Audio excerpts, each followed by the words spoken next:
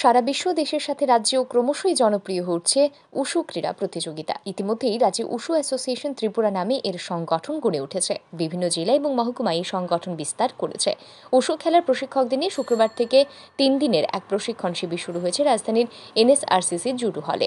আগামী 3 দিন এই প্রশিক্ষণ শিবির চলবে। প্রশিক্ষণ শিবিরের উদ্বোধন করেন রাজ্য ওবিসি পর্ষদের চেয়ারম্যান তাপস মজুমদার। তিনি এই প্রশিক্ষণ শিবিরের সাফল্য কামনা করেন।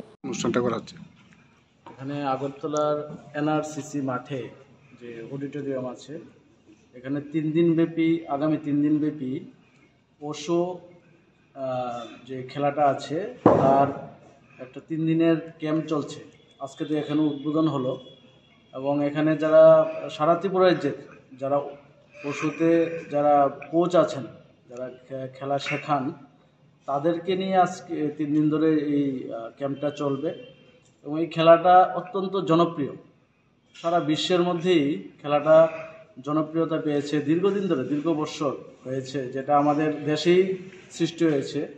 এবং গৌতম বুদ্ধজি যিনি এই খেলাটা সৃষ্টি করেছিলেন, এটা বেশিরভাগ আমরা দেখেছি সেটা চায়নাতে সেটা বেশি জনপ্রিয়।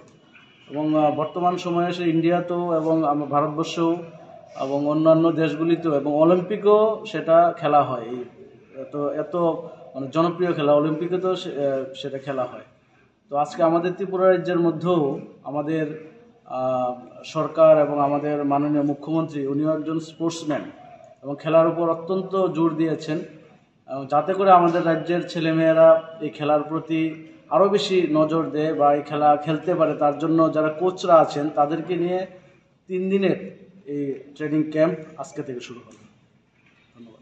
3 দিনের এই প্রশিক্ষণ শিবিরে প্রতিটি জেলা থেকে 5 জন করে মোট 40 জন প্রশিক্ষক অংশগ্রহণ করেন।